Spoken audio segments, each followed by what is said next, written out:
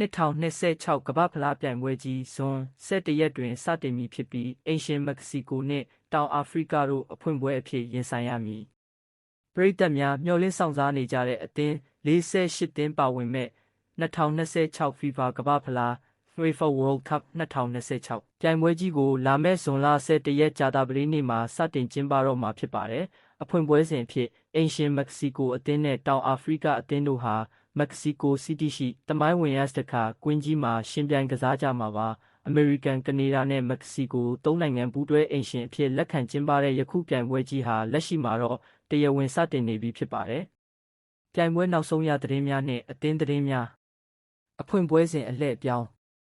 အခုကျင်းပမဲ့မက္ကဆီကိုနဲ့တောင်အာဖရိကတို့ရဲ့အဖွင့်ပွဲစဉ်ဟာပြီးခဲ့တဲ့2010ပြိုင်ပွဲတုန်းကအဖွင့်ပွဲအဖြစ်ရင်ဆိုင်ခဲ့မှုတဲ့တမိုင်းဝင်ပွဲစဉ်ကိုပြန်လည်အမှတ်ရစေခဲ့တာဖြစ်ပါတယ်ကစားသမားစရင်အတီးပြုချက်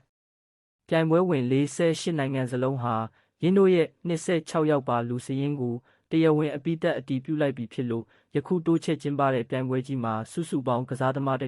248ဦးပါဝင်ခွင့်ရရှိထားပါတယ်နာမည်ကြီးကစားသမားဒဏ်ရာရရှိမှုဂျာမနီအသင်းအတွက်စိတ်မကောင်းစရာသတင်းတစ်ခုကတော့ဘိုင်ယန်မြူးနစ်အသင်းရဲ့ကွင်းလယ်ကျယ်ပွင့်လင်နက်ကားလန်နာ့ကော်ဟာလေ့ကျင့်ရေးစင်းစဉ်အတွင်းပေါင်တန်ရပြင်းထန်စွာရရှိခဲ့တာကြောင့်ကမ္ဘာ့ဖလားပြိုင်ပွဲကိုလွဲချော်ရတော့မှာဖြစ်ပါတယ်။အီရန်အသင်းဗီဇာရရှိမှုအီရန်လက်ရွေးစင်အသင်းသားတွေဟာအမေရိကန်အာဏာပိုင်တွေစီကနေဗီဇာအောင်မြင်စွာရရှိခဲ့ပြီဖြစ်ပြီး Los Angeles မြို့အနီးမှာကစားမဲ့ပြင်းတို့ရဲ့အဖွင့်ပွဲစဉ်တွေမတိုင်ခင်လေ့ကျင့်ရေးစခန်းကိုမက္ကဆီကိုနိုင်ငံတီဟွာနာတဂျွန်နာမြို့စီရွှေ့ပြောင်းလိုက်ပြီဖြစ်ပါတယ်။ပရိသတ်တွေ့ကြုံနဲ့ကွင်းတွင်းစီမံခန့်ခွဲမှုများရေဘူးတဲ့ဆောင်ခွင့်စီကံချက်အိမ်နဲ့မျှော်လင့်ထားတဲ့နွေရာသီပူဒဏ်ကိုကာကွယ်ဖို့အတွက် FIFA ဘက်ကကွင်းတွင်းစည်းကမ်းကိုပြင်ဆင်လိုက်ပြီးပရိသတ်တွေအနေနဲ့စက်ယုံထုတ်အလုံးပိတ်ပလတ်စတစ်ရေဘူးတစ်ဖူးတည်ဆောင်ခွင့်ပြုလိုက်ပါတယ်။ဒါအပြင်အိမ်ရှင်မျိုးတွေမှာလည်းရေမုန်ဖြန်းတဲ့နေရာတွေနဲ့အေးပေးတဲ့တွေကိုစီစဉ်ပေးထားတယ်လို့သိရပါတယ်။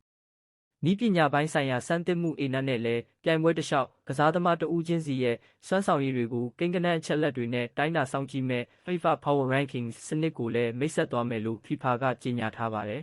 ။ခြေစမ်းပွဲနောက်ဆုံးရလဒ်များကတော့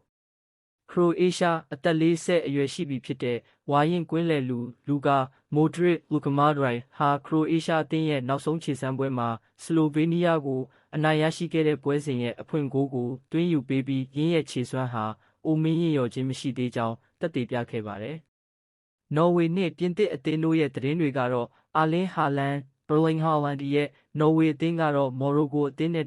တကိုးစီတည်ကြခဲ့ပါတယ်။တစ်ဖက်မှာလည်းပြိုင်ပွဲရဲ့ရေပန်းအစားဆုံးအသင်းတစ်သင်းဖြစ်တဲ့ပြင်သစ်အသင်းဟာလိုင်းလီလ်မြို့မှာကစားမဲ့မင်းတို့ရဲ့နောက်ဆုံးနှုတ်ဆက်ပွဲစဉ်အတွက်ပြင်ဆင်နေပြီဖြစ်ပါတယ်။အခုဆိုရင်တော့အားလုံးကစိတ်ဝင်စားနေကြတဲ့စီးမြင့်အသစ်ပြောင်းလဲမှုတွေဟာပွဲစဉ်တွေအပေါ်မှာရောဒိုင်လူကြီးတွေရဲ့ဆုံးဖြတ်ချက်တွေအပေါ်မှာပါဘလို့တက်ရောက်မှုရှိလာမလဲဆိုတာကိုအသေးစိတ်ဆက်လက်တင်ဆက်ပေးသွားမှာဖြစ်လို့စောင့်မျှော်အားပေးကြပါဦးလို့ပြောကြပါရစေ။